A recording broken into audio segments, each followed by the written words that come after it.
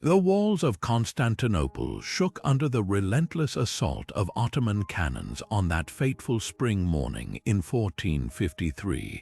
Inside the city, the last emperor of Byzantium, Constantine XI, stood atop the crumbling fortifications, watching as centuries of imperial glory teetered on the brink of collapse. This wasn't just a battle, it was the violent end of an empire that had preserved knowledge, art, and power for over 1,000 years. Yet even as the Byzantine Empire fell, it left behind a labyrinth of mysteries, secrets buried beneath layers of forgotten history, whispering stories most history books never mention. For centuries, the Byzantine Empire was the beating heart of the medieval world, a shimmering bridge between ancient Rome and the Renaissance, a place where emperors wielded godlike power, where intricate political schemes unfolded behind gilded palace walls, and where clandestine rituals and lost technologies shaped the course of history. But how much do we really know about this enigmatic civilization? The truth is, most of its most astonishing secrets have been overlooked, erased by time, or deliberately hidden. Until now, this is a journey into the shadows of Byzantium, where we'll uncover 30 forgotten secrets that redefine everything we thought we knew about this legendary empire. From hidden vaults beneath the Great Palace to the whispered conspiracies of empresses who ruled from behind the throne, from lost manuscripts containing forbidden knowledge to the bizarre superstitions that guided emperors' decisions, we're pulling back the veil on history's greatest untold stories. These aren't just footnotes, these are the threads that wove the fabric of an empire.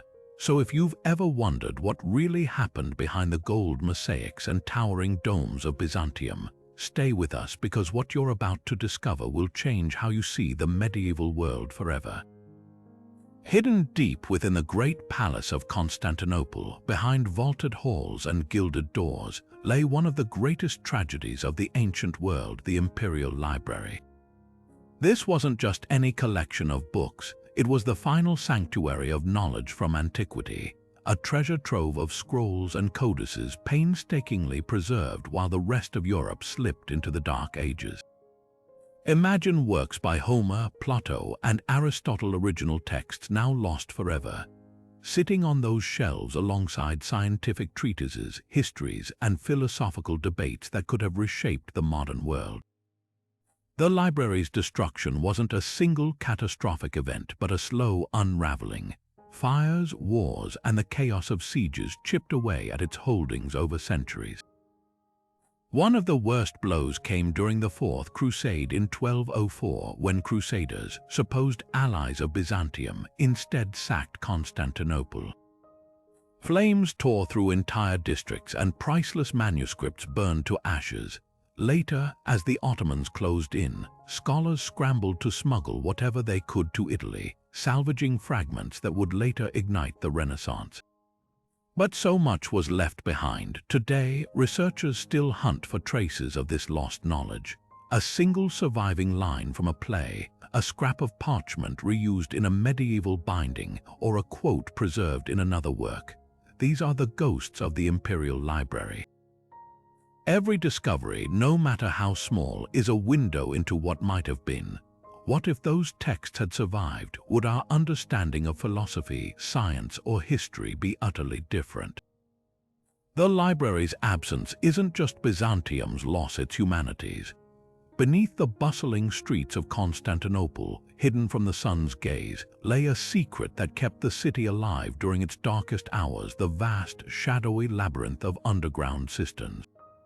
These weren't just storage tanks, they were masterpieces of Byzantine engineering, designed to hold enough water to sustain hundreds of thousands of people through years of siege. The largest of them, the Basilica cistern, could hold over 20 million gallons, enough to fill 30 Olympic-sized swimming pools. Its ceiling, supported by 336 marble columns, stretched so far into the darkness that visitors often felt they'd wandered into an inverted palace. But the cisterns were more than just practical. They were eerie, almost mystical spaces. Take the infamous Medusa column, two massive stone blocks carved with the twisted, upside-down face of the mythical Gorgon. No one knows why the Byzantines placed her there. Was it a talisman to ward off evil, a reused relic from some older, forgotten temple, or simply a convenient block of stone repurposed without a second thought? To this day, her hollow eyes stare blindly into the black water, a silent guardian of secrets lost to time. The cisterns also played a hidden role in the empire's survival. When enemies cut off Constantinople's aqueducts, the city didn't falter. While invaders parched under the summer sun, Byzantine citizens drew from reservoirs that never ran dry. Some historians believe these hidden water reserves were the real reason the city withstood sieges that would have toppled lesser fortresses. And yet, after the fall of Byzantium, the cisterns were abandoned, their existence fading into legend until one day in the 1500s, when a scholar noticed something odd. Locals were lowering buckets through holes in their basements and pulling up fresh water. The past had been hiding beneath their feet all along. Today, if you visit Istanbul, you can still walk those dimly lit pathways, listening to the drip of water echoing off ancient brickwork. It's a haunting reminder that the brilliance of Byzantium wasn't just in its golden mosaics or towering cathedrals. It was in the unseen ingenuity that kept an empire alive. And who knows what other secrets still lie buried, waiting for the light to find them. Among the glittering opulence of the Byzantine court, one sight would have struck fear into even the boldest conspirators: the towering, axe-wielding figures of the Varangian Guard. These weren't ordinary soldiers, they were Norse warriors, descendants of Vikings, who left their fjords and longships to serve as the emperor's personal protectors. Picture it, a band of battle-hardened Scandinavians, their beards braided with gold, standing shoulder to shoulder in the heart of Constantinople, sworn to defend the throne with a loyalty so fierce it became legendary. The Varangians didn't just guard the emperor, they became a symbol of his power. Recruited from places like Sweden, Norway, and even distant Kievan Rus, these men traded their pagan gods for Byzantine gold but kept their ruthless combat skills. Their weapon of choice, the two-handed Dane axe, a weapon so devastating it could cleave a horse and its rider in a single stroke. Stories spread of their exploits, how they shattered enemy lines at the Battle of Dyrrhachium, or how they once stood firm while the rest of the army fled, buying time for Emperor Basil II to escape certain death. But their loyalty wasn't just about brute force. The Varangians were outsiders in Byzantine politics, with no ties to the scheming noble families or clergy. That made them the perfect enforcers, immune to bribes, indifferent to court intrigue, and utterly devoted to the man who paid them. When an emperor died, it was the Varangians who decided who would inherit the throne, often crowning the new ruler themselves. Their word was law, and their axes ensured no one argued. One chilling tale from the 11th century captures their unshakable resolve. After a failed coup, Emperor Michael V ordered the blinding of his own uncle. The task fell to the Varangians, who carried it out with gruesome efficiency. Later, when Michael himself was overthrown, it was the guard who dragged him from the altar of a church despite his desperate grasp at the holy table, and gouged out his eyes as punishment. Justice in Byzantium wasn't subtle, and the Varangians were its blunt instrument. By the time of the empire's fall, the guard had become part of its mythos. Some Varangians even carved runes into the Hagia Sophia's marble, leaving behind cryptic messages like "Halfdan was here." Today, historians still debate how much Norse culture these warriors preserved in Constantinople. Did they secretly worship Thor under the guise of Christianity? Did they swap sagas of Odin in the barracks? What's certain is that for centuries, the fate of Byzantium rested in the hands of men whose ancestors had once raided its shores. The irony wasn't lost on them or on us. The empire's deadliest defenders had once been its fiercest enemies. The waters around Constantinople burned with an otherworldly light whenever the Byzantine fleet unleashed its most horrifying weapon, Greek fire. Unlike anything the medieval world had ever seen, this liquid flame clung to ships, water, and even flesh, defying all attempts to extinguish it. Enemy sailors would watch in helpless terror as waves themselves seemed to ignite, spreading an inescapable inferno that turned the sea into a death trap. The secret of its formula was guarded so fiercely that even now, over 1,000 years later, historians and chemists still can't replicate it perfectly. What made Greek fire so devastating was its sheer unpredictability. Unlike ordinary fire, water only made it burn fiercer.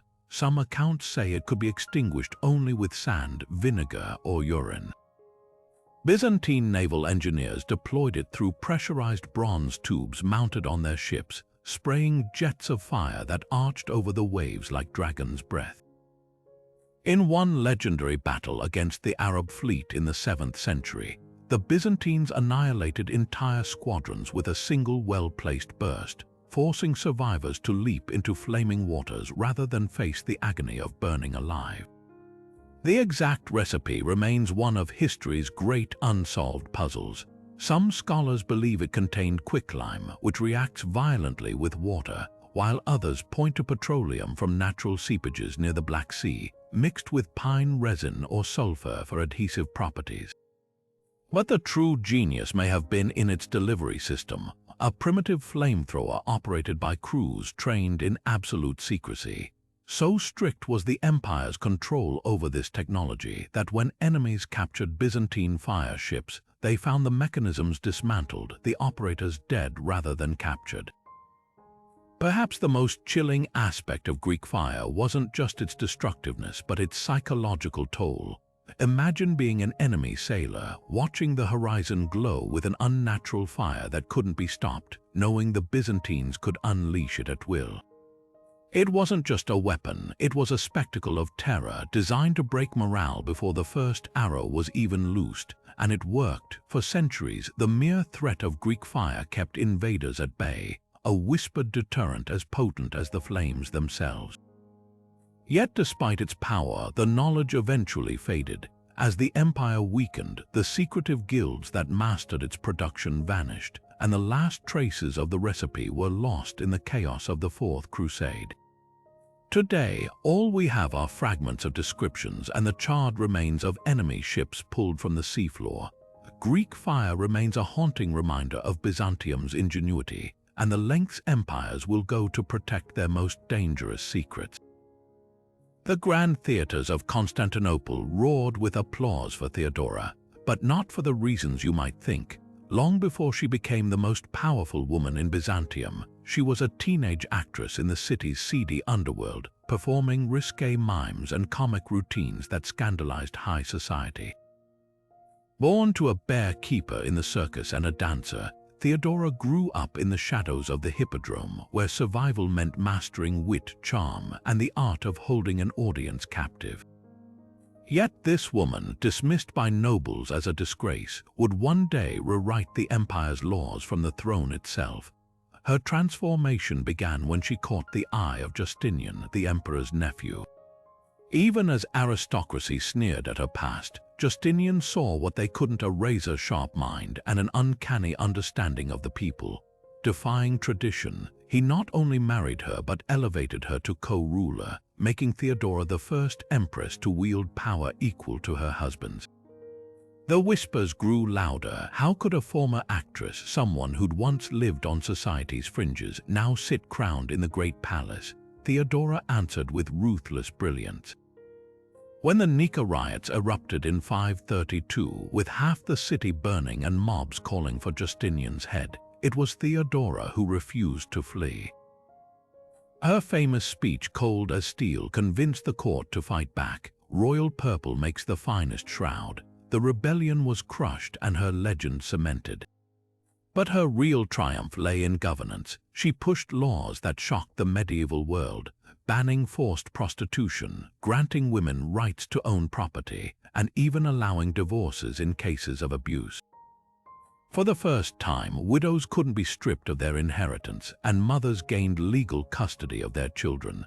What's most striking isn't just the laws she passed, but how she enforced them. Theodora kept a network of spies, mostly former actresses and dancers, who fed her secrets about corrupt officials. When a governor assaulted a poor woman, Theodora didn't just have him dismissed, she ordered his palace burned to the ground as a warning. To the elite, it was tyranny. To the streets, it was justice. Yet her past never truly left her. In quiet moments, she reportedly hosted former performers in her private chambers, laughing over old jokes while her ministers waited outside. Some historians argue this duality was her greatest weapon. She knew the empire's underbelly better than any bureaucrat, and she ruled with the stagecraft of someone who'd spent a lifetime reading crowds. By the time of her death in 548, Theodora had proven that in Byzantium, power wasn't just inherited, it could be seized by those clever enough to rewrite their own story. Silk wasn't just a luxury in Byzantium, it was a weapon. For centuries, the Chinese guarded the secrets of sericulture with lethal secrecy, executing anyone caught smuggling silkworms beyond their borders. Yet by the 6th century, Byzantine emperors were draping themselves in shimmering silks while Europe's kings wore scratchy wool. How did Constantinople break China's monopoly? The answer involves two Nestorian monks, hollowed-out walking sticks, and one of history's most daring industrial espionage missions. According to legend, Emperor Justinian I grew desperate to bypass Persia's exorbitant silk tariffs. Enter the monks, unnamed in most accounts, who had preached in China long enough to learn the art of rearing silkworms. Risking death, they smuggled eggs out of the country, possibly hidden inside bamboo canes or even their own robes. When they presented them to Justinian around 552, Byzantium gained something far more valuable than gold: the ability to produce silk within its own borders. But stealing the worms was only the beginning. Byzantine officials turned sericulture into a state secret, confining production to heavily guarded imperial workshops in Constantinople. Workers faced brutal punishments for disclosing techniques, while spies infiltrated rival cities to sabotage competitors. The empire's silks soon became legendary, woven with intricate patterns of eagles and emperors, dyed in vibrant purples reserved exclusively for royalty. These weren't just fabrics, they were propaganda.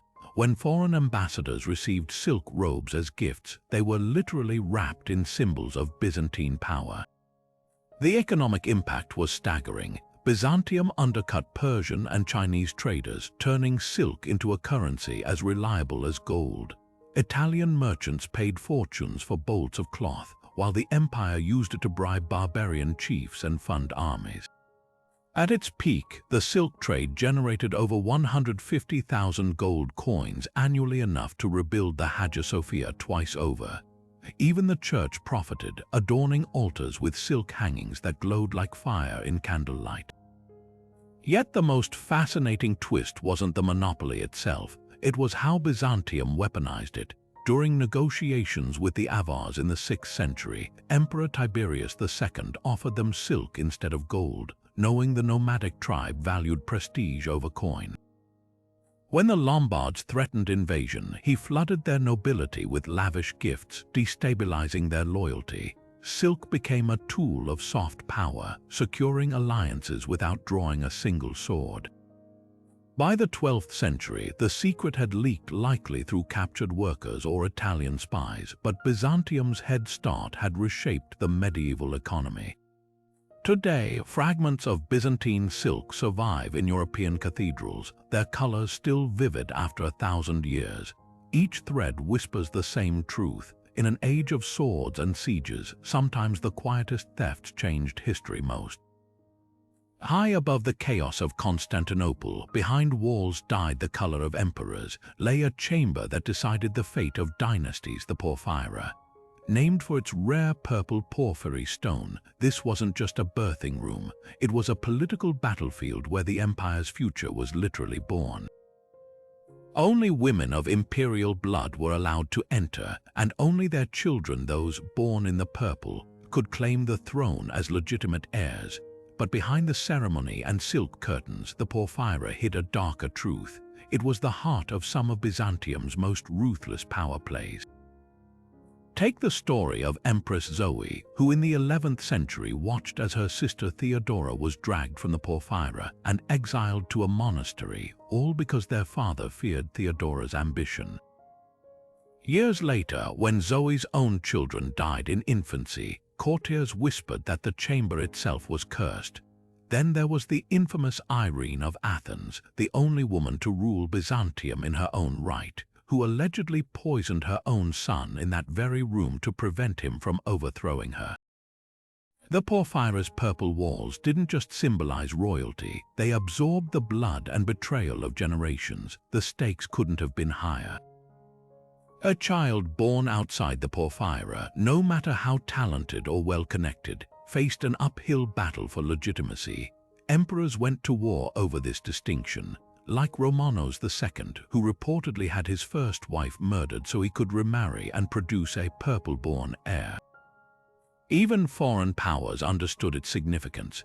When the Crusaders installed their own puppet emperor in 1204, they made sure his wife gave birth in the porphyra, hoping the myth of legitimacy would quell rebellion. It didn't, yet the chamber's true power lay in its mystique. The color purple, extracted from rare sea snails at staggering cost, was reserved exclusively for the imperial family. To be born in the purple wasn't just a title, it was divine endorsement. The church taught that God himself had chosen these children, marking them from their first breath. Small wonder, then, that so many mothers risked exile, poisoning, or worse to secure that privilege for their sons. By the empire's twilight years, the porphyra had become more symbol than sanctuary. Its stones were looted, its location forgotten, but its legacy endured in the eerie silence that followed every imperial birth, the unspoken question hanging over each newborn.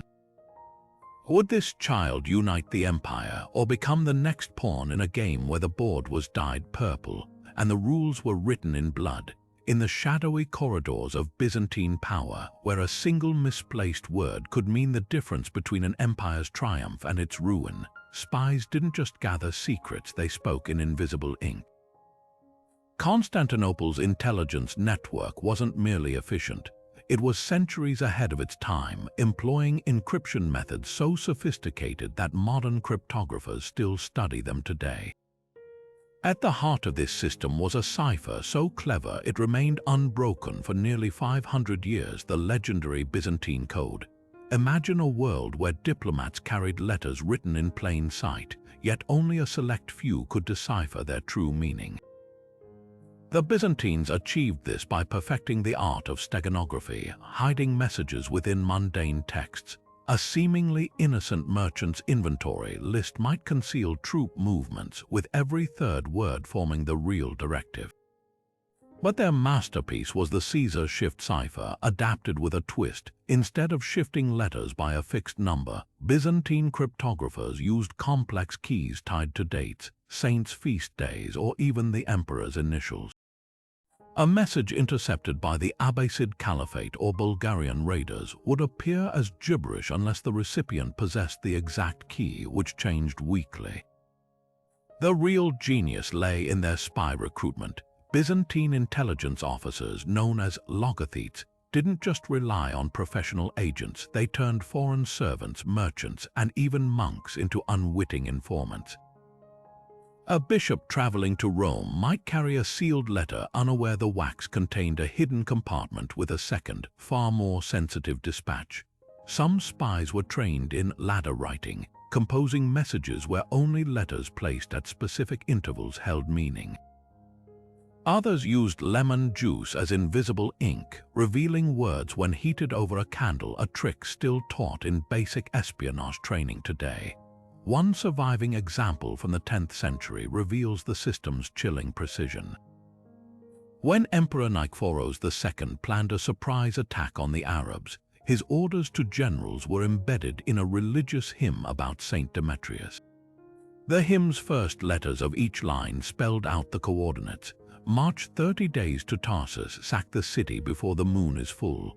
The Arabs, intercepting what appeared to be a pious poem, never saw the strike coming. But the most enduring legacy of Byzantine cryptography wasn't just in codes, it was in deception. They pioneered the use of doubles, sending fake defectors to enemy courts with carefully crafted misinformation. In 959, a Byzantine deserter convinced the Hamdanid emir that an imperial general had defected, luring Arab forces into an ambush that cost them 10,000 men. The Byzantines called this strategic deception, a term modern intelligence agencies still use. By the time the empire fell, its cryptographic techniques had already seeped into Venice, Spain, and the Islamic world, each adapting Byzantine methods to their own ends. Today, when cybersecurity experts talk about layered encryption or steganography, they're echoing secrets first whispered in the halls of the Great Palace. The irony, the very empire that perfected the art of hiding messages ultimately couldn't conceal its own decline. Yet in a way, their codes live on not just in history books, but in the invisible ink and shifting ciphers that still guard the world's most dangerous secrets. Far from the golden domes of Constantinople, where the Black Sea's icy waves clawed at rocky cliffs, stood Cherson, a fortress city that defied time. This wasn't just another Byzantine outpost, it was the empire's northernmost stronghold, a place where Greek fire met Slavic snow. For over 700 years, Cherson anchored Byzantium's grip on Crimea, a distant beacon of imperial power where soldiers, merchants, and missionaries mingled with nomadic tribes. But its greatest legacy wasn't in stone or silver, it was in the quiet conversion of a pagan prince that would alter the course of history. Cherson's strategic value was undeniable. Perched on the edge of the known world, it controlled trade routes linking the steppes to the Mediterranean, its warehouses bursting with Crimean grain, honey, and slaves. Yet the Byzantines saw something deeper here, a spiritual frontier. When missionaries arrived in the 9th century, they didn't just build churches, they crafted a carefully staged spectacle of faith. Imagine the scene, a baptismal font carved from marble shipped from Constantinople, the water warmed for a royal convert who'd traveled from the frozen rivers of Kiev. That convert was Prince Vladimir of the Rus, and his choice to embrace Christianity in Cherson in 988 didn't just change his fate, it bound his people to Byzantium forever. The city's role in this conversion was no accident. Byzantine emperors had long used Cherson as a pressure point, alternating between lavish gifts and brutal shows of force to sway the Rus. When Vladimir besieged the city, legend says he promised to convert if its defenders surrendered. They refused until a miracle struck. The chronicles describe how the prince was struck blind, only to regain his sight after baptism, a story echoing St. Paul's conversion. Whether divine intervention or political theater, the effect was undeniable. Vladimir returned to Kiev with Byzantine priests, icons, and a new wife, the emperor's own sister, Anna. Overnight, the Rus abandoned their wooden idols, casting Perun, the thunder god, into the Dnieper River. But Cherson's influence didn't stop at religion. The city became a cultural bridge where Byzantine artisans taught Slavic craftsmen the art of mosaic and masonry.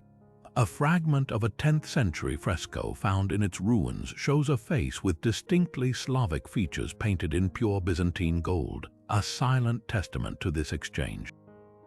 Even the Cyrillic alphabet, which would later unite the Slavic world, likely passed through Cherson's scribble schools. The tragedy is how thoroughly this chapter faded. By the 13th century, Cherson was a ghost of its former self, its walls crumbling under Mongol raids, yet its legacy lived on in the onion domes of Russian churches and the double-headed eagle of the Tsars, both borrowed directly from Byzantium. Today, archaeologists sifting through Cherson's ruins still uncover crosses with inscriptions in Greek and Old Slavonic, a reminder that empires aren't just built on armies, but on moments of transformation in places the history books often overlook. And perhaps that's the true secret of Cherson. Sometimes the most remote corners of an empire cast the longest shadows. Ambassadors entering the throne room of Constantinople's great palace didn't just bow before an emperor, they trembled before engineering sorcery. At the center of the chamber stood the Chrysotriclinos, a mechanical throne so cunningly designed that visitors swore it defied nature. Gilded lions flanked the dais, their eyes glowing with gemstones, tails lashing as they emitted thunderous roars that echoed off the mosaics. On command, hidden pipes would flood the air with the scent of rosewater, while automaton birds perched on golden branches burst into song. But the true marvel came when the emperor himself arose, a hydraulic lift silently elevating the throne higher, as if by divine will, while attendants scattered gems at his feet to simulate stars beneath his rising form. This wasn't mere theater, it was psychological warfare crafted in gears and gold. Byzantine emperors understood that power depended on perception, and nothing cemented their godlike status like a throne that seemed alive. The technology behind these marvels, likely derived from Hero of Alexandria's ancient pneumatic designs, remained a closely guarded secret. Arab diplomats left convinced the lions could spring to life, while Bulgarian envoys reported in hushed tones that the throne itself whispered prophecies. One account from Liutprand of Cremona in the 10th century describes how the entire assembly of mechanical wonders activated simultaneously during his audience. The lions roared, the birds sang, and the throne ascended as if borne by invisible hands. Then, to my terror, the emperor's robes transformed before my eyes. Historians now believe the transformation involved mirrors and clever lighting, part of an elaborate system of pulleys and levers operated by concealed technicians. The palace even had a hidden organ, its pipes tuned to mimic celestial harmonies, reinforcing the illusion that the emperor communed directly with heaven. Some scholars argue these machines were Byzantium's answer to the pyramids, a statement of technological supremacy meant to humble foreign delegations before negotiations even began. Yet the throne's greatest trick was its adaptability. When Emperor Theophilos received envoys from the Islamic Caliphate in the 9th century, he replaced the Christian iconography with moving models of planets, knowing his guests revered astronomy. For Scandinavian visitors, engineers modified the lions to resemble the mythical beasts of Norse sagas. Each performance was carefully tailored, turning diplomacy into a spectacle where Byzantium always held the script. By the 12th century, the mechanical throne had vanished, likely dismantled for its gold during the empire's decline. But its legacy endured in the rumors that swirled across medieval Europe of a palace where magic and machinery intertwined. Today, archaeologists still debate whether the automata were truly as sophisticated as described, or if their power lay in the stories they spawned. Either way, the throne's real genius wasn't in the gears. It was in the minds of those who witnessed its wonders, left forever questioning where technology ended and divinity began. Constantinople in 541 was a city holding its breath. The bustling market still hummed with traders haggling over spices from India and silk from China. The chariot races roared on in the hippodrome, and the emperor's court glittered as always. Then, without warning, bodies began piling up in the streets. Victims collapsed mid-stride, their skin erupting in black pustules, their groins and armpits swelling with agonizing buboes. Fever spiked so high some hallucinated angels or demons before death took them within days. This wasn't just an outbreak, it was the start of the Justinianic plague, a pandemic so catastrophic it may have killed half of Europe before vanishing as mysteriously as it arrived. And yet, unlike the Black Death 6 centuries later, its name barely echoes in history books. The plague's origins were as merciless as it spread. Historians believe it erupted in the Egyptian port of Pelusium, carried by rats stowed away on grain ships bound for Constantinople. When the first cases appeared, officials dismissed it as a local affliction, until the death toll exploded. At its peak, 10,000 people died daily in the capital alone. Corpses were tossed into mass graves so vast they disturbed the earth's balance, or stacked like cordwood inside abandoned towers. The chronicler Procopius, an eyewitness, wrote of streets silent except for the moans of the dying, of houses where entire families perished without a soul left to bury them. Even Emperor Justinian himself fell ill, though he miraculously survived. The empire's enemies saw divine punishment, its citizens saw only terror. What made the Justinianic plague uniquely devastating wasn't just its mortality, it was its timing. Striking in the 6th century, just as Byzantium was reclaiming Rome's lost territories, the pandemic crippled the empire's momentum. Tax revenues evaporated as farmers died, leaving fields fallow. Armies already stretched thin disintegrated when camps became plague breeding grounds. The economy contracted so severely that gold coins, once abundant, grew scarce for generations. And the psychological scars ran deeper. Survivors spoke of the plague returning in cycles every decade or so, each wave thinning the population further.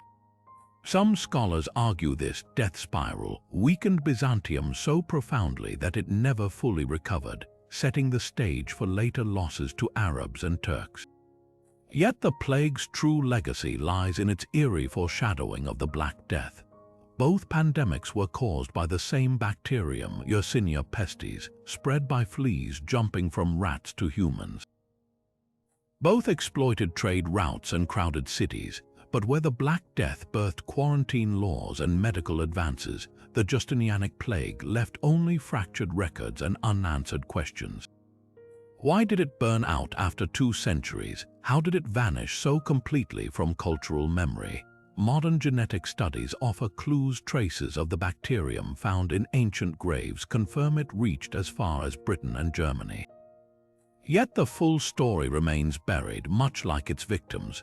The greatest tragedy may be how little we learn from it. When the Black Death arrived in 1347, Europe repeated Byzantium's mistakes: denial, scapegoating, helpless prayers. Perhaps if the Justinianic plague hadn't been forgotten, millions might have been spared. Or perhaps pandemics, like empires, are doomed to repeat the same collapses. One thing is certain: the next time humanity faces a microscopic invader, we do well to remember the plague that once brought an emperor to his knees, then slipped into the shadows of history. Beneath the towering domes of Hagia Sophia, where golden mosaics gleam and calligraphy swirls across ancient walls, lies a secret layer of history few visitors notice. When the Ottomans converted this cathedral into a mosque in 1453, they didn't just add minarets and cover Christian art, they left behind subtle clues of the building's past, hidden in plain sight. Look closely at the marble columns, and you'll find faint crosses scraped into the stone, their outlines barely visible under centuries of wear. Some were defaced, yes, but others were deliberately preserved, tucked into corners so remote that even the most thorough renovations missed them. One of the most striking examples is nestled high above the nave, near the base of the dome. A single Greek cross carved with precision hides behind an Ottoman-era medallion. For years, historians assumed it was purely decorative until restorers noticed the cross's alignment matched the original Byzantine floor plan, suggesting it was a marker for liturgical ceremonies. Even more intriguing are the faint inscriptions along the gallery railing, where prayers in Greek peek through layers of plaster. Some scholars believe these weren't merely forgotten. They were intentionally spared, perhaps as a quiet compromise between conquerors and the conquered. The Ottomans themselves left cryptic hints. In one corner of the upper galleries, a 15th-century artisan etched a tiny cross beside an Arabic signature, a personal tribute or a silent act of defiance. Elsewhere, Byzantine masons had embedded crosses into the very fabric of the building, carving them into the undersides of steps or the backs of pillars, places only a craftsman would see. These weren't just symbols, they were messages across time, assurances that faith could endure even as empires rose and fell. Debate still rages over what these hidden marks truly mean. Some argue they're evidence of tolerance, proof that Ottoman architects respected the sacredness of the space they inherited. Others see them as accidental survivors, overlooked in the rush to erase the past. But perhaps the most compelling theory comes from recent restorations, which revealed something astonishing. Several hidden crosses were actually retraced in later centuries, their lines freshened by unknown hands. Someone, long after the conquest, was keeping the memory alive. Today, as Hagia Sophia stands once again as a mosque, these clandestine symbols take on new resonance. They remind us that great monuments are palimpsests, their stories written and rewritten by generations. The next time you walk beneath that mighty dome, remember to glance where the light doesn't quite reach, because history isn't always in the grand mosaics. Sometimes it's in the whispers left behind, waiting for those who know where to look. In the gilded halls of Byzantine power, where bloodlines and brute force usually decided who ruled, an unlikely group held the empire's reins, men who'd been stripped of their manhood, yet wielded more influence than kings. Byzantine eunuchs weren't just servants, they were generals who commanded armies, treasurers who controlled the imperial purse, and even adoptive fathers who shaped the education of future emperors. To outsiders, it made no sense how could those deemed incomplete by society climb so high.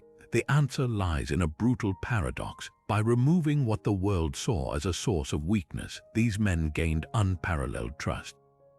Take Narses, the eunuch general who outshone even the legendary Belisarius. In his 60s, when most soldiers retired, Narses led Byzantine forces to crush the Ostrogoths in Italy, reclaiming Rome for the empire in 552. His brilliance wasn't just in strategy, it was in understanding politics. While hot-headed nobles squabbled for glory, Narses played the long game, securing alliances with patience and precision. His contemporaries whispered that his lack of heirs made him the perfect servant of the state. With no dynasty to build, he could focus solely on the empire's survival. But eunuchs didn't just excel in war.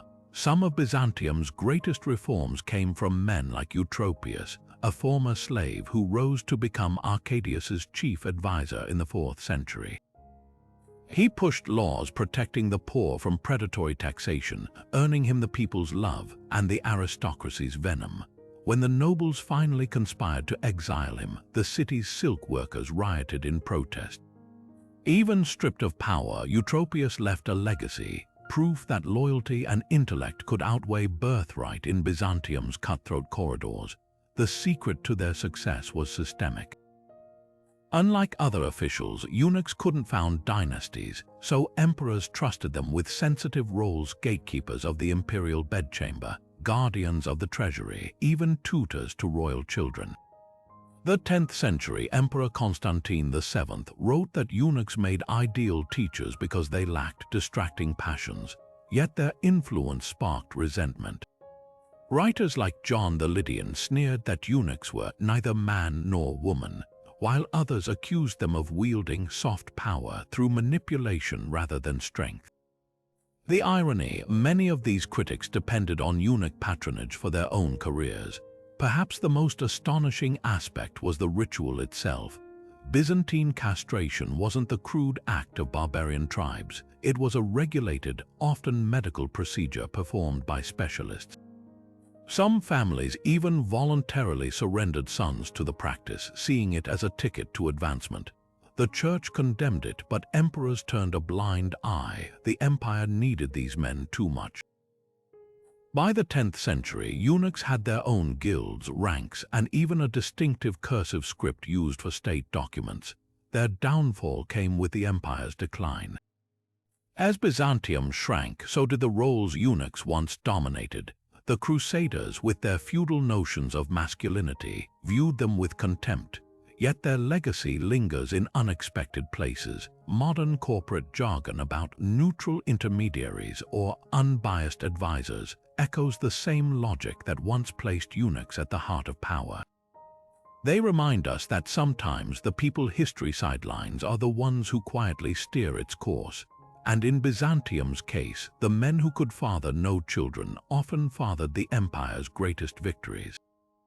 When Justinian the Great died in 565 after ruling Byzantium for nearly 4 decades, history records he was laid to rest with full imperial splendor in a mausoleum attached to the Church of the Holy Apostles, the same resting place as Constantine the Great himself. Yet today, not a single bone of this legendary emperor has ever been found. His tomb vanished without a trace, sparking a mystery that's baffled archaeologists for centuries. How does the man who rebuilt Hagia Sophia, codified Roman law, and expanded Byzantium to its greatest territorial extent simply disappear from his own grave? The first clue lies in the fate of his mausoleum. Unlike Hagia Sophia, which still stands, the Church of the Holy Apostles was demolished after the Ottoman conquest to make way for the Fatih Mosque. Early accounts describe Justinian's sarcophagus as a magnificent porphyry tomb, resting beside his wife Theodora in a chamber glittering with gold mosaics. But when Ottoman builders dismantled the structure in 1461, no contemporary records mention the discovery of imperial remains. Some scholars speculate the bodies were quietly removed by Byzantine loyalists before the fall, hidden to prevent desecration by conquerors. Others believe they were pulverized in the demolition, their dust mixed anonymously into the mortar of the new mosque. Then there's the tantalizing theory that Justinian's relics were smuggled abroad. In the 16th century, a Venetian merchant claimed to have seen what he believed was Justinian's skull in a French monastery, a story dismissed as fantasy until modern carbon dating confirmed the skull was indeed from the 6th century. Another trail leads to Rome, where medieval pilgrims reported visiting an imperial sarcophagus beneath St. Peter's Basilica, inscribed with Justinian's name. Could Byzantine monks have orchestrated a secret transfer during the empire's final days, spiriting their greatest emperor away to Christian lands? The darkest possibility comes from an unexpected source: plague records. Justinian's namesake pandemic ravaged Constantinople during his reign, and some historians argue his remains may have been destroyed in the chaos. Mass graves from the period reveal evidence of emergency cremations, a break from Christian burial customs born of necessity. If Justinian's corpse was deemed a contamination risk, even an emperor might have been given an anonymous pyre rather than risk further outbreaks. Yet the most electrifying lead emerged in 2019, when ground-penetrating radar near the Fatih Mosque detected anomalies consistent with a subterranean chamber. Turkish archaeologists remain tight-lipped, but leaked reports suggest the void aligns with historical descriptions of the mausoleum's location. Could Justinian still lie beneath modern Istanbul, waiting for a shovel strike to reveal him? Until then, his missing bones serve as the perfect metaphor for Byzantium itself, once glorious, now fragmented, with the truth just out of reach beneath layers of time and forgetting. When we picture the Venetian carnival today, its elaborate masks, its swirling capes, its sense of forbidden allure, we're seeing shadows of a far older spectacle. Centuries before Venice became the queen of the Adriatic, Byzantine Constantinople hosted festivals so extravagant they blurred the line between revelry and revolution. The connection isn't coincidence, it's cultural theft on a grand scale. After the Fourth Crusade sacked Constantinople in 1204, Venetian looters didn't just carry home gold and relics, they smuggled back something far more subversive: the Byzantine art of disguise. One tradition in particular laid the groundwork for Venice's masquerades, the riotous festivities of the Kalends, celebrated each January in Constantinople. For days, the city's rigid social order dissolved. Men dressed as women, nobles as beggars, clergymen as mythical beasts. Emperor Justinian himself reportedly condemned the revelries, horrified by senators parading through the streets in grotesque animal masks. But the people refused to abandon them. There was power in anonymity, a chance to mock authority without consequence.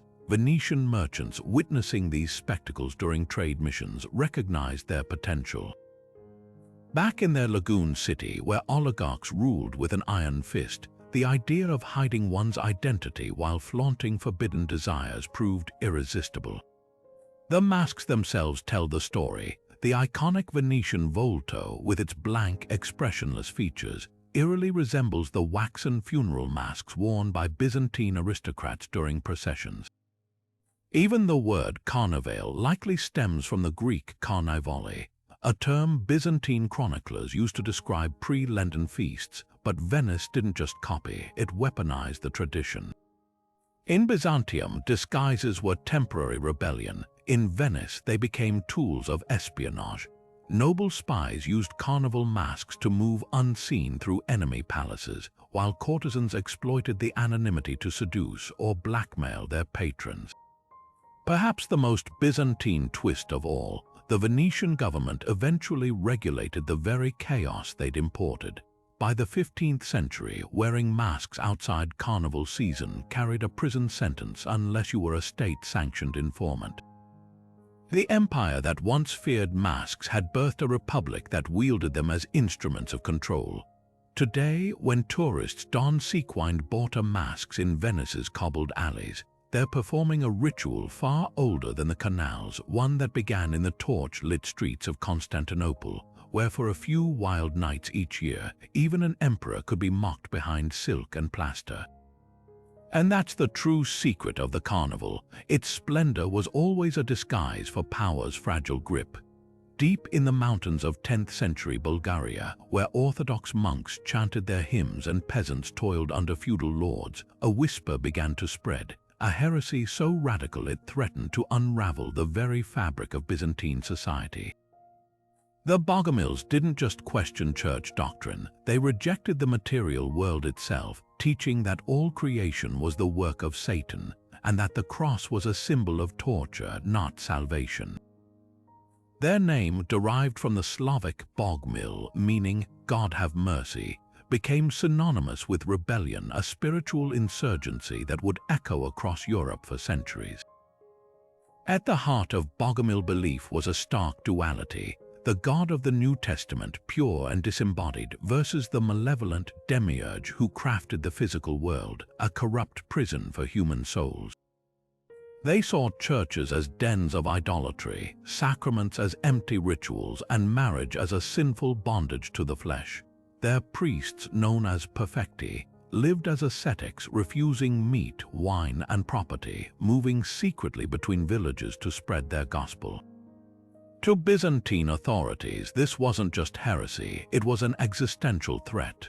A 12th century bishop described them as wolves in sheep's clothing, blending in with the Orthodox faithful by day, only to gather in moonlit clearings by night for clandestine rites where they allegedly renounced the cross by spitting on it.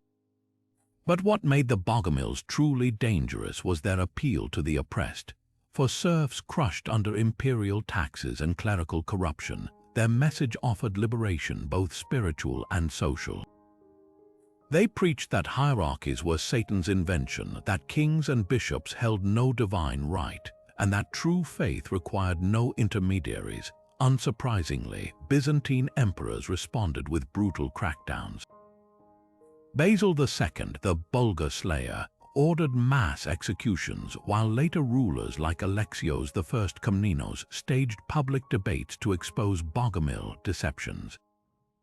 One captured leader, Basil the physician, was burned alive in Constantinople's hippodrome, his ashes scattered to prevent veneration, yet the sect refused to die. Like sparks carried by the wind, their ideas ignited similar movements in Western Europe, most notably the Cathars of southern France, who faced their own fiery end during the Albigensian Crusade. Modern scholars still debate how much Bogomil theology influenced these later groups, but the parallels are striking. Both rejected the Old Testament, both saw the material world as evil, and both paid the price for defying orthodoxy. The Bogomils' greatest legacy, though, might be in the shadows they left behind. Some historians argue their dualism seeped into Slavic folklore, shaping tales of cosmic battles between light and darkness. Others see their ghost in Protestant reformers who centuries later would likewise challenge church authority. Even their name lingers in Balkan languages. Bogomil still means one who prays to God, a quiet tribute to heretics who dared to believe the world wasn't what it seemed. Their story reminds us that sometimes the most dangerous ideas aren't shouted from pulpits, but whispered in the spaces between. Today's Sahara Desert hides one of history's cruelest ironies, where endless dunes now stretch. Byzantine North Africa once fed an empire. This wasn't just farmland, it was a Mediterranean breadbasket so fertile that a single province could supply Constantinople with 280,000 tons of grain annually. Olive groves stretched to the horizon, vineyards carpeted coastal hills, and wheat fields swayed where only scorched earth remains. How did this agricultural powerhouse vanish so completely? The answer lies in a perfect storm of climate, conquest, and catastrophic oversight. At its peak in the 6th century, Byzantine Africa, modern-day Tunisia and eastern Algeria, boasted irrigation systems rivaling ancient Rome's. Engineers channeled mountain runoff into vast networks of cisterns and aqueducts, turning arid plains into checkerboards of productivity. The city of Carthage alone exported enough olive oil to keep Constantinople's lamps burning for generations. But this abundance masked a fragility few recognized. Byzantine tax records reveal the land was being pushed to its limits, with soil exhaustion setting in as overworked fields demanded ever more water. Then came the Vandal invasion of 439, not as destroyers but as oblivious beneficiaries. They kept the farms running while skimming profits, unaware they were inheriting an ecological time bomb. The true collapse began with climate shifts. Tree rings and sediment cores show rainfall patterns faltered in the mid-6th century, just as Emperor Justinian's wars drained resources needed for maintenance. Aqueducts clogged with silt, terraces crumbled, and salt water seeped into overpumped wells. A single generation of neglect transformed once lush fields into dust bowls. Arab chroniclers arriving in the 7th century described abandoned villas half buried in sand, their granaries empty save for scorpions. The conquering Umayyads tried reviving the land, but their irrigation methods suited to desert oases only accelerated the decline. The most haunting evidence lies beneath the sand. Satellite imagery reveals ghostly outlines of Byzantine farmsteads, their boundary walls still visible beneath the dunes. Archaeologists probing these sites find wheat kernels carbonized in storage jars, tools left mid-row as workers fled advancing desertification. One dig near ancient Hadrumetum uncovered a child's sandal beside a dried-up well, a poignant snapshot of abandonment. Today, these ruins whisper a warning about empires that mistake abundance for permanence, and the speed with nature reclaims what humans took for granted. High on a steep hillside in Greece's Peloponnese, where wild time scents the air and eagles circle crumbling towers, lies Mystras, a ghost city frozen in time. This wasn't just another Byzantine town, it was the empire's last cultural heartbeat, a place where scholars, artists, and nobles clung to fading glory as the Ottoman noose tightened. Walk its silent streets today and you'll find something extraordinary. An entire medieval metropolis preserved in ruin, its churches still glowing with frescoes, its palaces whispering of a civilization determined to outlast its own collapse. Founded in 1249 by a Frankish prince but soon reclaimed by Byzantium, Mystras became an unlikely beacon of Renaissance-era brilliance. Unlike Constantinople's crowded grandeur, this hilltop refuge offered space to breathe and create. Philosophers like Gemistos Platon taught Neoplatonism in its academies, igniting ideas that would later fuel the Italian Renaissance. Artists blended Byzantine iconography with hints of Western realism, painting saints with human expressions so vivid they seemed to step off the walls. Even the architecture broke tradition, mixing Gothic arches with Byzantine domes in a last defiant flourish of innovation. The city's greatest treasure lies in its churches. The Cathedral of St. Demetrios hides a masterpiece under its dome, a fresco of the Pantocrator so lifelike his piercing eyes follow you across the room. In the Peribaltos Monastery, scenes of the resurrection glow with lapis lazuli and gold, untouched by time despite 6 centuries of exposure. But the real marvel is how intact it all remains. When the Ottomans took Mistras in 1460, they didn't burn it, they simply walked away, leaving books in libraries, mosaics in chapels, even cooking pots in homes. It became a time capsule by accident, a perfect snapshot of Byzantium's final artistic gasp. Climbing the fortress at Mistras's peak reveals the strategic genius behind its location. From here, sentries could spot enemy movements across the Eurotas Valley for miles, yet no walls could hold back history. As Constantinople fell, Mistras limped on briefly as a vassal state, its scholars fleeing to Italy with precious manuscripts. Today, the silence is haunting. Wind rustles through the empty scriptorium where monks once copied Aristotle. Sunlight slants across the desolate palace where the last Byzantine emperor's brother ruled. Every stone tells the same story. This wasn't just a city's end, but a bridge between worlds. The Renaissance didn't spring from nowhere. It was born in places like Mistras, where the embers of one empire lit the fires of the next. By the summer of 775, Constantinople was draped in black. Emperor Constantine V, the fierce warrior who had spent decades crushing rebellions and fending off Arab invasions, lay cold in his coffin. Or so the empire believed. As mourners filed past his body in the great palace, whispers began to ripple through the crowd. Something wasn't right. The face peeking from the shroud looked different. Too peaceful for a man whose reign had been defined by battle. Within weeks, rumors spread like wildfire. The emperor wasn't dead at all. He'd staged his own demise, slipping away to live out his days in secret. The clues, if you believed them, were tantalizing. Constantine had spent his final years obsessed with death, ordering elaborate tomb preparations while still in his 50s. He'd also grown increasingly paranoid, executing advisors for minor slights, behavior some historians argue hinted at a planned disappearance. Then there was the curious case of his personal physician, a man who vanished the same night as the emperor's death, and was later spotted near Mount Athos, allegedly tending to a mysterious patient. But why fake your own death for Constantine? The reasons might have been deeply personal. This was a ruler who'd earned the nickname Dung, named by his enemies for his brutal suppression of icon veneration, a man whose reign left the empire bitterly divided.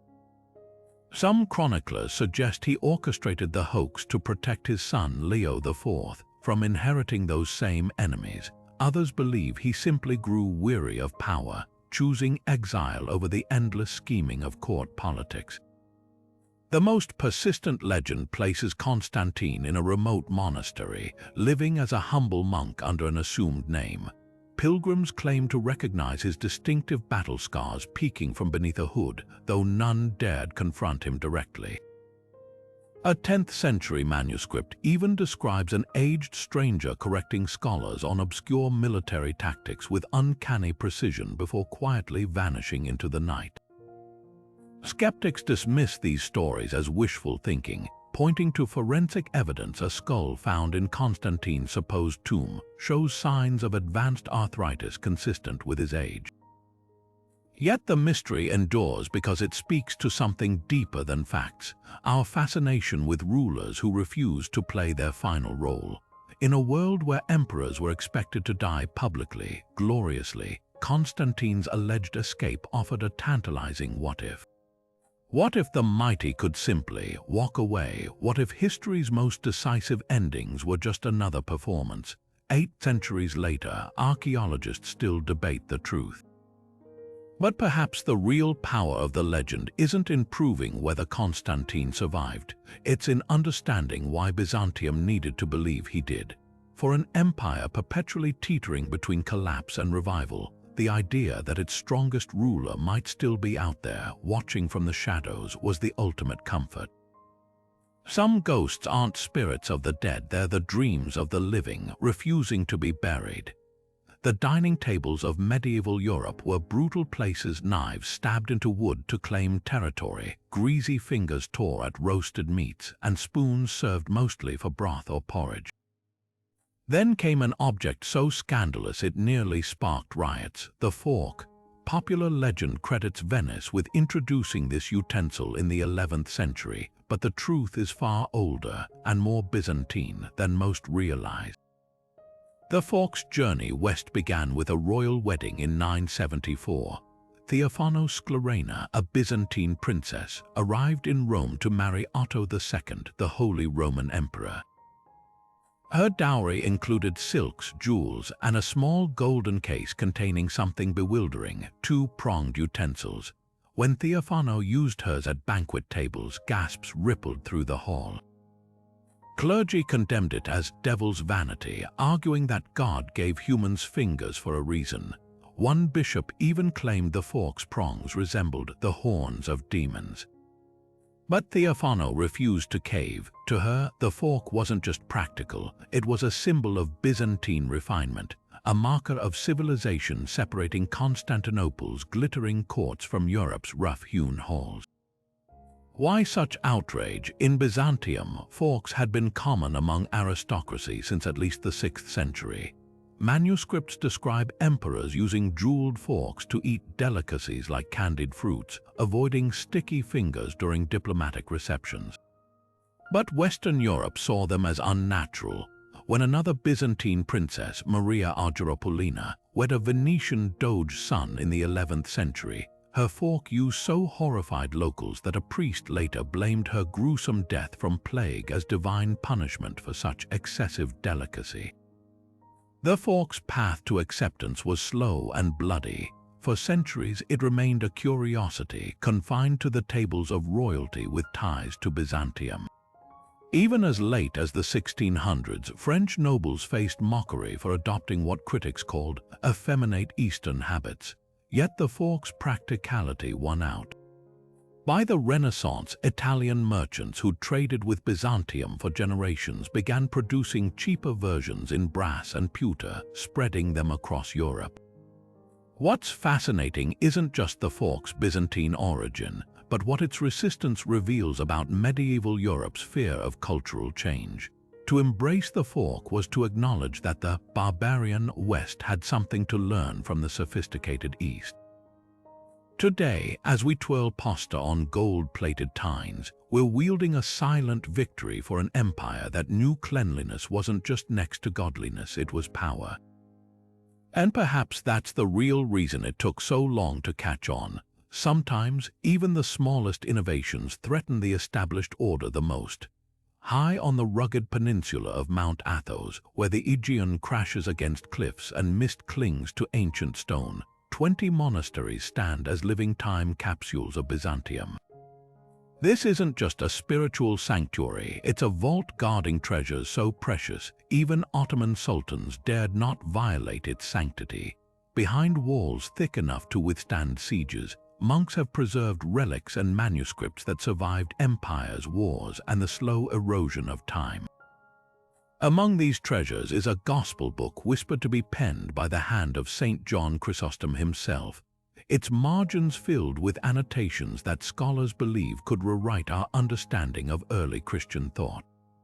The real magic lies in the libraries. The monastery of Vatopti alone houses over 2,000 medieval manuscripts, some written on parchment so delicate they can only be handled by gloved hands under the watch of trained archivists.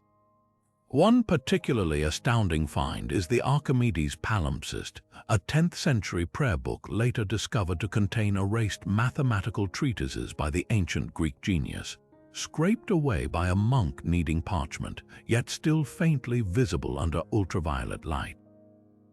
Then there's the Codex Athos Dionysiou, a 6th century illuminated Bible with illustrations so vibrant, the blues were made from crushed lapis lazuli carried along the Silk Road from Afghanistan. But manuscripts aren't the only secrets here. The monks guard relics that defy explanation, like the girdle of the Virgin Mary, a delicate silk belt said to have been woven by her own hands, now kept in a silver reliquary at Hagia Monastery. Visitors speak of an inexplicable fragrance of roses that fills the air when it's displayed. Even more enigmatic is the holy nail at Esphigmenou, one of the few surviving nails allegedly used in Christ's crucifixion, its iron still bearing what appears to be traces of gold leaf from the true cross. Access to these treasures is a privilege few receive. Women have been barred from Athos for 1,000 years, a rule so strict that even female animals are forbidden, save for cats to control mice. Scholars must petition for months to examine manuscripts, and even then, they are often granted only limited time under the watchful eyes of monks who view themselves as custodians, not owners. Yet the greatest secret of Athos isn't in its relics or books, it's in the unbroken rhythm of its traditions. The same chants that echoed under Byzantine domes 1,000 years ago still resonate in these chapels today. The same recipes for ink made from gallnuts and iron salts are still used to restore ancient texts. In a world that's erased so much of the past, Mount Athos remains a whisper of continuity, where time moves differently and history isn't studied, it's lived. Every parchment, every icon, every whispered prayer is a thread connecting us to an empire that refused to vanish entirely. And perhaps that's the real treasure, not the objects themselves, but the stubborn, sacred act of remembering. In the gilded cages of Byzantine palaces, princesses learned from childhood that their greatest weapon wasn't a dagger. It was a dowry list. While kings waged wars with swords, emperors like Constantine VIII and Basil II waged them with weddings, transforming royal daughters into living treaties.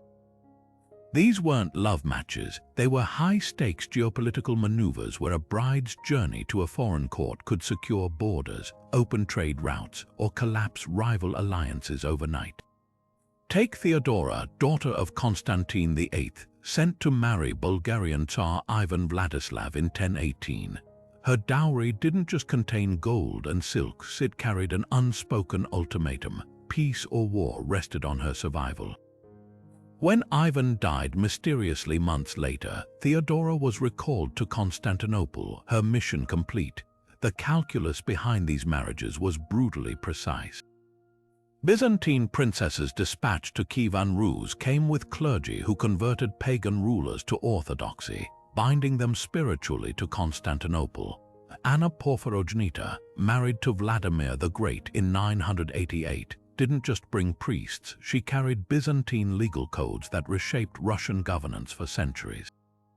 Meanwhile, unions with Hungarian royalty like Princess Peruska, renamed Irene in the 12th century, turned former raiders into buffer states against encroaching Normans and Germans. Even more audacious was the gambit with the Holy Roman Empire. In 972, Theophanos' marriage to Otto II wasn't merely an alliance, it was a cultural Trojan horse seeding Byzantine art, liturgy, and court rituals into Western Europe's heart. But the real genius lay in contingency. Imperial brides traveled with shadow instructions, secret clauses allowing annulment if alliances soured, or orders to foment dissent among rival factions. When Maria of Alania wed Nikephoros Botaniates in 1078, her prior marriage to a deposed emperor made her the perfect destabilizing agent. Later, as the empire crumbled, brides became desperate lifelines. The final Byzantine princess, Sophia Palaeologina, was pawned to Ivan III of Moscow in 1472, transferring the mantle of Third Rome to Russia with a dowry of imperial regalia and double-headed eagles. These women weren't passive pawns. Many, like Eudokia Macromboletissa in the 11th century, returned as widows to rule as regents, wielding the connections forged by their marriages. Others, like the tragically overlooked Maria of Antioch, found themselves vilified when political winds shifted. Her Frankish ancestry made her a scapegoat for Byzantine defeats. The system's cruelty was matched only by its efficiency. While modern diplomacy relies on embassies and treaties, Byzantium understood that bloodlines bound tighter than parchment. and that sometimes the sharpest weapon in an emperor's arsenal was a princess's wedding veil. Deep in the mountains of Armenia, where jagged cliffs hide ancient tunnels, a secret once fueled the Byzantine Empire's golden age, mines so rich they bankrolled emperors and built cathedrals. While Constantinople dazzled with its gilded domes, few realized the true source of its wealth lay in these remote, dust-choked shafts, where enslaved miners toiled under flickering torchlight to extract the empire's lifeblood. The Balkans, too, concealed veins of gold and silver, their output meticulously recorded in ledgers guarded like state secrets. Yet today, the locations of many of these mines have vanished from maps, their entrances collapsed or deliberately erased, leaving only whispers in crumbling tax records. Take the legendary mines of Pangaeus in Macedonia, described by chroniclers as yielding rivers of gold under Emperor Basil II. Byzantine engineers diverted entire streams to wash ore, while smelters worked day and night to produce ingots stamped with the emperor's face. But after the 12th century, the site disappears from records likely sabotaged during invasions to deny rivals its riches. Even more elusive are the Armenian mines near Kapan, where laborers dug shafts so deep they breached underground rivers. A 10th century account tells of a tunnel collapse that drowned 300 men, their bodies left entombed as offerings to the mountain spirits. The empire quickly silenced the story, fearing superstition would spread among workers. The true scale of this hidden economy emerges in unexpected places. A shipwreck off the coast of Thessaly yielded amphorae filled not with wine, but with gold dust carefully packed for transport to the imperial mint. Tax documents from the Balkans reveal that a single mine near Serdica produced enough silver to pay an entire army for a year. Yet the Byzantines weren't just hoarding treasure, they mastered metallurgy on an industrial scale. Armenian miners developed a technique using mercury to purify gold, while Balkan smiths alloyed silver with copper to create the durable coins that became the euro of the medieval world. What's most fascinating isn't the mines themselves, but how their disappearance reshaped history. When the Seljuks cut off Armenian routes in the 11th century, Byzantium's coinage rapidly debased, triggering inflation that weakened the empire for centuries. Some historians argue the desperate search for new gold sources drove Byzantine expansion into Bulgaria not for land but for the untapped veins beneath its soil. Even now, modern geologists using satellite imagery have rediscovered lost Byzantine shafts, their walls still bearing pick marks and candle soot. In a way, these silent tunnels tell a darker story than any palace chronicle. An empire built not just on faith and diplomacy, but on the backbreaking labor of those who never saw the gold they dug. Their ghosts linger in the earth, waiting for someone to listen. Constantinople had survived sieges, plagues, and fires, but in the autumn of 447, the earth itself turned against the city. The quake struck at night, its tremors so violent that entire streets rippled like waves. When the dust settled, the once impenetrable Theodosian walls, pride of Emperor Theodosius II, lay in ruins.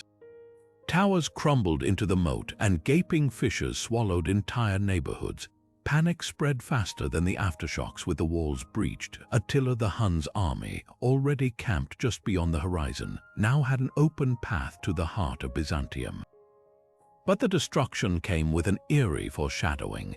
Weeks before the disaster, monks reported visions of the Virgin Mary weeping in the Blashany church, her icon dripping with inexplicable moisture.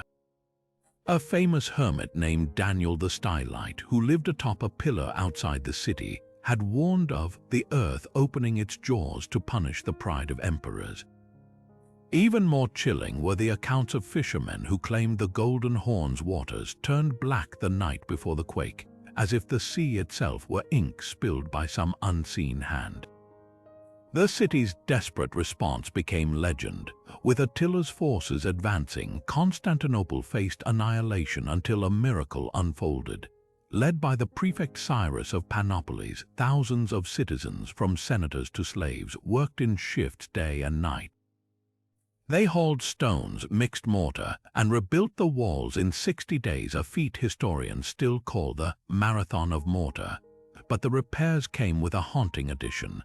Laborers embedded strange talismans into the new masonry, lead scrolls engraved with crosses and Greek incantations, meant to ward off future disasters. Archaeologists found one such scroll in 1973, its words still legible: "Christ protect this city from the teeth of the earth and the swords of men."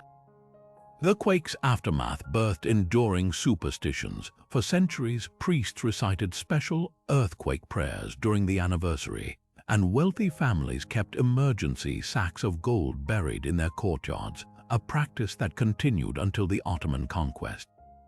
Some scholars argue the disaster even reshaped Byzantine theology, fueling a belief that natural calamities were divine judgments requiring repentance. The ruins themselves became pilgrimage sites, with cracks in the ground venerated as sacred wounds. What's often overlooked is how close the quake came to erasing Byzantium before its golden age.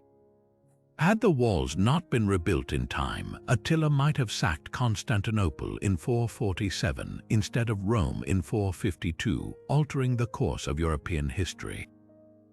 The earthquake didn't just split stone, it exposed how thin the line was between survival and oblivion. And in the end, the city's salvation depended as much on whispered prayers as on sweating laborers, a reminder that in Byzantium, the supernatural and the strategic were always intertwined. High above the throne room in Constantinople's great palace, where gilded mosaics depicted saints and emperors, a hidden chamber held a different kind of power, one measured in constellations and planetary alignments. Here, in a vaulted room lined with astrolabes and star charts, Byzantine astrologers whispered predictions that could make or break empires. These weren't mere fortune tellers, they were scholars, often with backgrounds in mathematics and philosophy, whose calculations dictated when to wage war, crown a successor, or even delay a royal wedding. The stars, they believed, didn't just influence fate, they commanded it. Take the reign of Emperor Manuel I Komnenos in the 12th century. Before launching a campaign against the Seljuks, he consulted his court astrologer, a Persian convert named Simon Seth. Seth warned that Mars, the planet of war, was in retrograde, a celestial omen predicting chaos and defeat. Manuel ignored him, charging into battle at Myriokphalon. The result, a catastrophic ambush that nearly cost the emperor his life and forced Byzantium into a humiliating truce. Afterward, Manuel reportedly muttered, "The stars knew, but my pride blinded me." But astrology's grip on Byzantium ran deeper than battlefield blunders. Emperors timed their coronations to auspicious planetary alignments, believing Jupiter's favor could secure their legitimacy. When Basil I usurped the throne in 867, his astrologers chose a moment when the moon conjuncted Venus, a sign of divine blessing. Even the construction of Hagia Sophia's dome was allegedly planned during a harmonious alignment of Saturn and Jupiter, ensuring the structure's endurance. The practice wasn't without controversy. The Church condemned astrology as pagan superstition, yet many clergy secretly consulted horoscopes. A 10th-century patriarch was caught casting natal charts for aristocratic families, while monks in Mount Athos preserved ancient astrological texts under the guise of studying God's celestial architecture. The irony, some of the most vehement critics, like John Chrysostom, were later revealed to have employed personal astrologers. One of the darkest tales involves Emperor Constantine V, who allegedly used astrology to root out treason. His court astrologer, Theophilus, identified a treacherous constellation over the palace and accused several generals of plotting rebellion. Their executions followed swiftly until Theophilus himself fell victim to his own predictions when the emperor, paranoid of his influence, had him blinded. The tools of these astrologers were as sophisticated as their influence. Byzantine star charts, adapted from Persian and Greek models, accounted for precession. The gradual shift in Earth's axis centuries before Western Europe grasped the concept. One surviving manuscript, the Vaticanus Graecus, contains precise eclipse predictions for the year 900, accurate to within hours. By the empire's twilight, astrology had seeped into everyday life. Farmers planted crops under favorable moons, merchants avoided travel when Mercury was in confusion, and brides demanded wedding dates that promised fertile marriages. Yet as Ottoman cannons battered Constantinople's walls in 1453, the last Byzantine astrologers scanned the skies in vain for a sign of deliverance. The stars, it seemed, had finally abandoned them. What's haunting isn't that Byzantium relied on the stars, it's how often the stars were right. Modern scholars comparing historical events with planetary records found eerie correlations. Rebellions flared during Mars-Saturn oppositions, plagues spread under eclipses, and golden ages bloomed during Jupiter's zenith. Whether by cosmic design or self-fulfilling prophecy, the heavens wrote Byzantium's story as surely as its emperors did. And perhaps that's the real secret. In an empire balanced between faith and reason, sometimes the most powerful prayers were whispered to the stars. The final hours of Constantinople's last emperor are shrouded in legend, but one persistent rumor suggests Constantine XI didn't die on the walls as history records. Instead, he may have slipped through a labyrinth of secret tunnels beneath the city, vanishing into myth. The theory hinges on a network of subterranean passages known only to the imperial family, designed as escape routes during sieges. One tunnel, in particular, allegedly ran from the Blasphemy Palace to the Golden Horn, where a ship waited to spirit the emperor to safety. Eyewitness accounts from the siege add fuel to the mystery. A Venetian sailor named Niccolo Barbaro wrote of seeing a small boat rowing frantically toward the Genoese fleet just before the city fell, its passengers cloaked and faces hidden. Ottoman chroniclers, eager to prove their sultan's triumph, insisted Constantine's body was never positively identified among the dead, just a headless corpse in purple boots, hastily buried. Even Mame the Conqueror reportedly sent scouts to search for the missing emperor, fearing he might rally resistance from exile. The tunnel itself wasn't just a fanciful rumor. Byzantine engineers had built similar escape systems before. During the Fourth Crusade, Emperor Alexios V fled through a hidden stairwell in the Bucolian Palace, only to be captured later. Centuries earlier, Emperor Justinian II escaped a coup via a sea gate near the Mangona Quarter.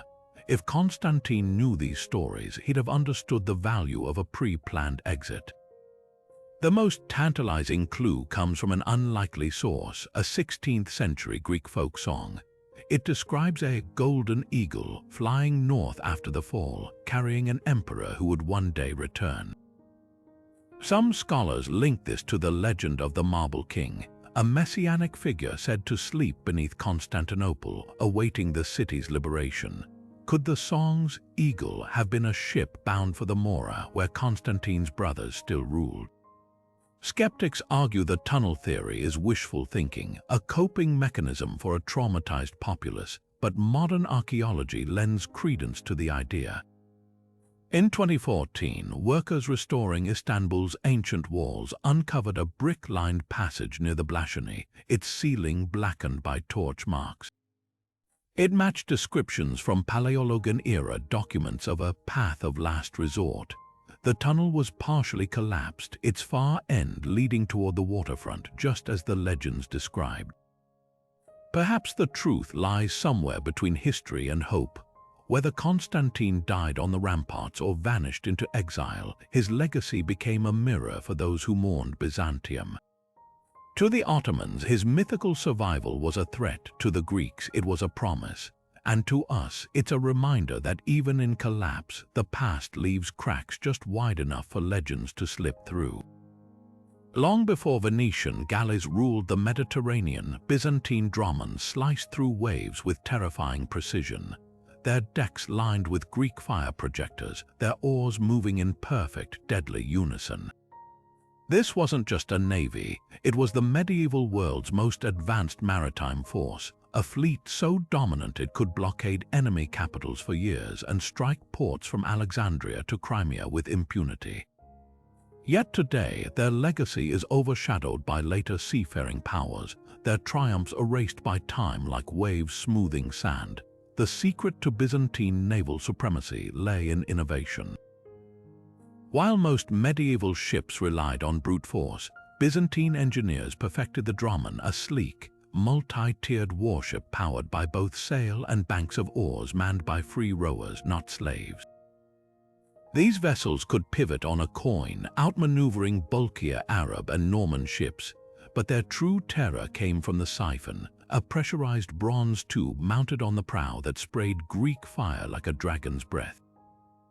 Naval manuals from the 10th century described tactics where dromons would feign retreat, luring enemies into tight formations before engulfing them in flames.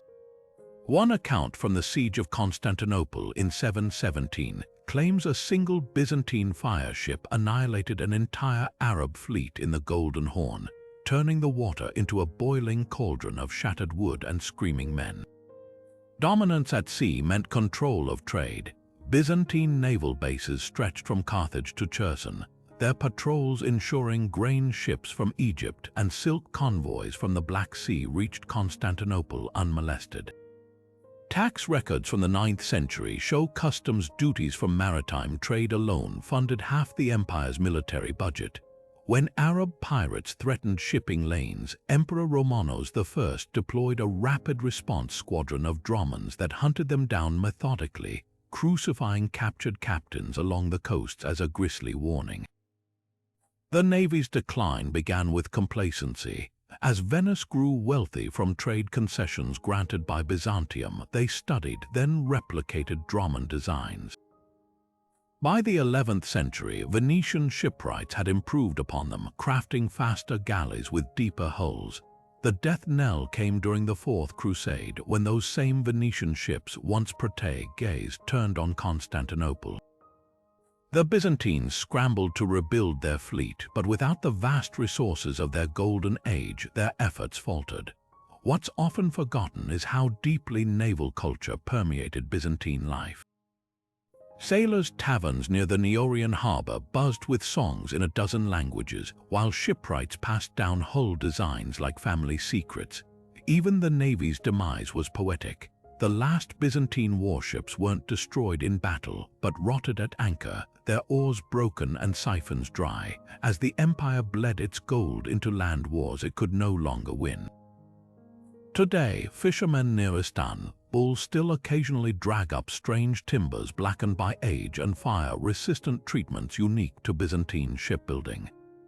These silent fragments are all that remain of the fleet that once held an empire together, proving that even the mightiest forces can vanish beneath the tides of history.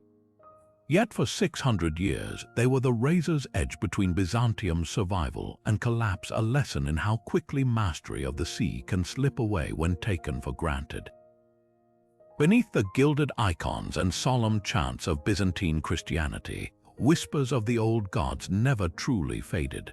Long after Emperor Theodosius banned pagan worship in 380, the empire's countryside still hummed with rituals older than Rome itself, practices so deeply woven into daily life that even the strictest bishops turned a blind eye. Take the festival of Brumalia, celebrated every winter solstice. Officially, it honored Saint Nicholas, but villagers knew the truth. This was Saturnalia reborn, complete with masked processions, dice games, and the election of a king of misrule, who presided over nights of drunken revelry. Church fathers condemned it as devil's play, yet the tradition thrived for centuries, its pagan roots barely concealed beneath a veneer of Christian piety. Even in Constantinople's shadow, folk magic flourished. Byzantine peasants still whispered spells to Demeter for good harvests, though they now addressed them to Saint Demetrios. Midwives invoked Artemis under the guise of the Virgin Mary during childbirth, while fishermen nailed iron nails shaped like Poseidon's trident to their boats, calling them St. Peter's crosses. The most striking survival, the practice of incubation at healing shrines. Pilgrims would sleep atop the graves of martyrs, hoping for divine dreams, a direct echo of the ancient Asclepian temples where the sick sought visions of the god of medicine. When Byzantine churchmen discovered amulets buried in these shrines, lead scrolls inscribed with Christian prayers alongside Odysseus's name, they burned them publicly, yet the amulets kept reappearing. The empire's elite weren't immune. Emperors consulted astrologers despite official bans, and the great palace's floor mosaics teemed with zodiac signs. One 9th-century patriarch was scandalized to find senators still celebrating the kalends of January by dressing as Pan and Dionysus, their homes adorned with laurel wreaths, a tradition older than Christianity itself. Even the veneration of icons had eerie parallels to pagan idol worship.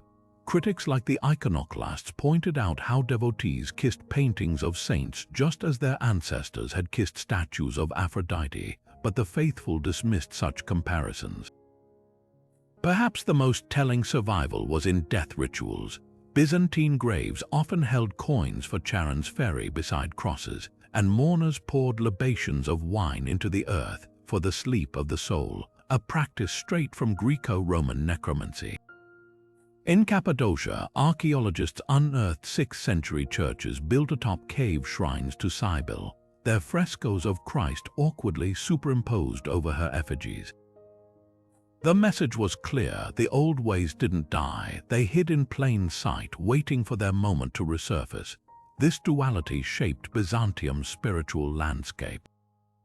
While theologians debated the nature of Christ in distant councils, a grandmother in Thessalonica might still leave honey cakes at a crossroads for Hecate, now quietly renamed the Lady of the Ways.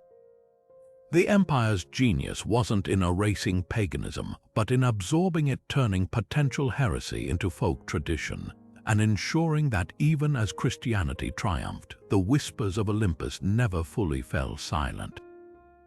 In the summer of 717, as the armies of the Umayyad Caliphate massed along the shores of Anatolia, one man stood between Constantinople and annihilation. His name was Sergius, a Syrian Christian who had spent years posing as a merchant in Damascus, ingratiating himself with Arab officers while quietly documenting their plans.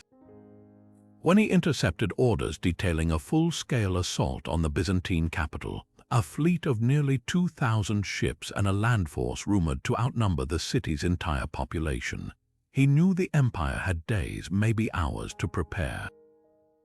But getting the warning to Emperor Leo III would require a journey as daring as it was desperate, a 600-mile sprint across enemy territory, evading patrols and bribing guards, all while carrying proof that could get him skinned alive if discovered.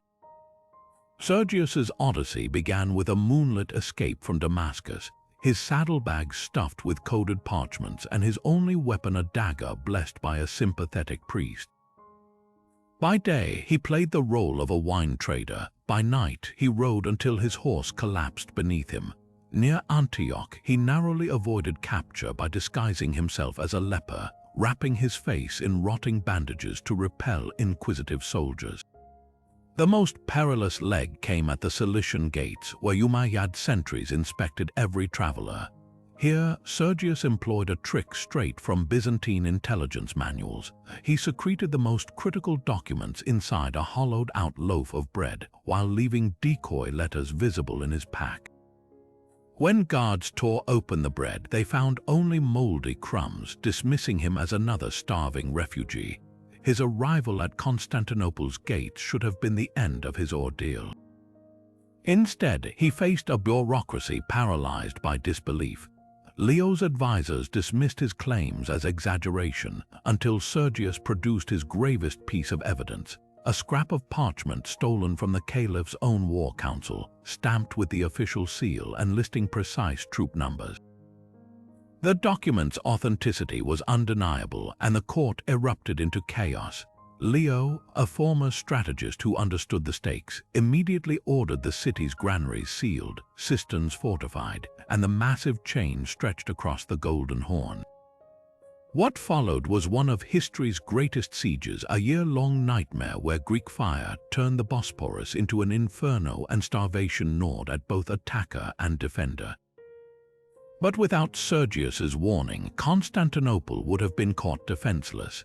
Arab chroniclers later admitted their forces had expected the city to fall within weeks. Instead, the delay allowed Leo to stockpile supplies and rally his beleaguered troops. By the time winter and disease decimated the Umayyad forces, Sergius had vanished into obscurity, his name erased from official records to protect surviving spies in Damascus. The irony, while Sergius's deeds were buried, his legacy shaped Europe's destiny. Had Constantinople fallen in 717, the Umayyads would have gained a foothold to launch further invasions into the Balkans, potentially reaching as far as Rome. Instead, their defeat marked the beginning of Islam's retreat from Eastern Europe for centuries. Modern historians only pieced together Sergius's role by cross-referencing Arab prisoner interrogations with fragmentary Byzantine payroll records that listed an unnamed Syrian agent receiving a lifetime pension. His story reminds us that history's most pivotal moments often hinge not on armies or emperors, but on the courage of those who move unseen in the shadows, their names forgotten but their actions echoing across the ages.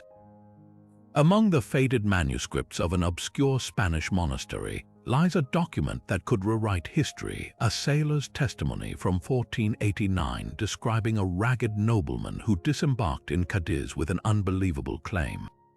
He called himself Andreas Palaiologos, heir to Byzantium's vanished throne, and swore his ancestors had sent him westward with a singular mission, to reach the rumored lands beyond the Atlantic before the Ottomans could.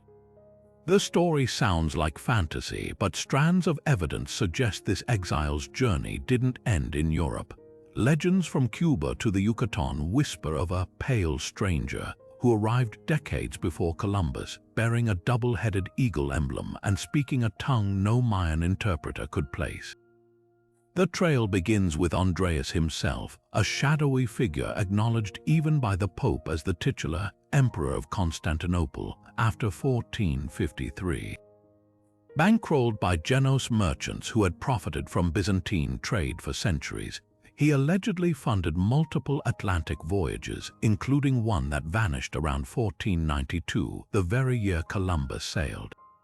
Spanish archives note a curious entry, a ship named the Phoenix returning to port with half its crew missing and its hull scorched, its captain muttering about a city of white stone glimpsed through Caribbean mists. More compelling are the indigenous accounts. A Nahuatl codex depicts a light-skinned noble being received by Aztec lords in 1494, his cloak pinned with what scholars now believe resembles a Palaiologos family crest. Then there's the archaeological oddity. In 1508, a Spanish friar reported Tlaxcalan warriors using a metal mirror, wrought with foreign letters, as a ceremonial object. When examined centuries later, the inscription matched a Byzantine Greek prayer for safe voyage, one commonly etched by sailors embarking from Constantinople's vanished harbors. The mirror's copper alloy composition was consistent with late Byzantine metallurgy, but how it crossed an ocean decades before Cortés remains unanswered. Skeptics dismiss these fragments as coincidence, but consider the timing. The early 1400s saw Byzantine scholars fleeing westward with nautical charts possibly containing Atlantic currents unknown to mainstream European cartography. A surviving letter from Cardinal Bessarion mentions our exiled seafarers seeking new empires where the sun sets, while Venetian logs from 1478 cryptically note a Greek vessel provisioning in the Canary Islands with unusual navigational instruments. The most haunting possibility that Andreas or his kin didn't come alone. In 1521, as Cortés marched toward Tenochtitlan, Aztec scouts described bearded men fighting alongside Tlaxcalan allies, men who used crossbows and built makeshift trebuchets, technologies alien to Mesoamerica but eerily reminiscent of Byzantine siege tactics. Were these survivors of a shattered imperial dream, blending into indigenous armies as mercenaries. Genetic studies of remains near Veracruz revealed European mitochondrial DNA dating to the late 1400s, though the samples were too degraded to pinpoint origins. If true, the irony is profound. While Mame the Conqueror gloated over Byzantium's corpse, its last heirs may have planted their standard where no sultan could reach, unknowingly ensuring the empire's spirit outlived its body in the very lands Europe would soon plunder. Their story, like so many Byzantine secrets, lingers in the margins, a half-erased footnote in conquistador diaries, a crest carved into a Cuban ceiba tree, a prayer in Greek echoing where no Byzantine should have been. Whether myth or missed chapter, it begs the question how many other ghosts slipped history's net. The Byzantine Empire may have vanished from the map over 5 centuries ago, but its secrets still pulse beneath the surface of our world. In the echoes of forgotten rituals, the cryptic markings on ancient walls, the stubborn persistence of legends that refuse to die. What makes Byzantium's mysteries so enduring isn't just their intrigue, but their uncanny relevance. Those hidden cisterns beneath Istanbul, they're a blueprint for modern water conservation in an age of drought.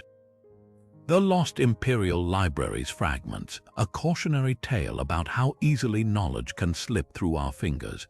Even the whispers of spies and coded messages feel startlingly contemporary in an era of digital encryption and shadow diplomacy. The empire's greatest lesson might be this: history isn't a static record, it's a conversation. Every archaeological dig, every rediscovered manuscript, every reinterpretation of a fresco adds new questions. Was Greek fire's recipe truly lost, or is it still tucked away in some monastic archive, waiting for the right scholar to decode it? Did Constantine XI really fall on the walls, or did he escape to watch his city's conquerors from the shadows, as some legends insist? The beauty lies in the unanswered questions, the spaces where imagination and evidence collide. So now we turn to you. What Byzantine secret lingers in your mind? The eerie precision of their astrology, the brutal efficiency of the Varangian Guard. Or perhaps Empress Theodora's rise from scandal to sovereign, a story that still resonates in battles for equality today. Share your theories in the comments and let's keep the conversation alive. Because the story of Byzantium isn't just about the past, it's about how empires rise, how they fall, and how their ghosts whisper warnings and possibilities to those who listen. And if these 30 forgotten secrets have left you hungry for more, you're not alone. Hidden history is everywhere, from the sunken cities of antiquity to the coded letters of medieval alchemists. So hit that subscribe button, because we're just getting started. The past is full of doors waiting to be opened. Let's turn the keys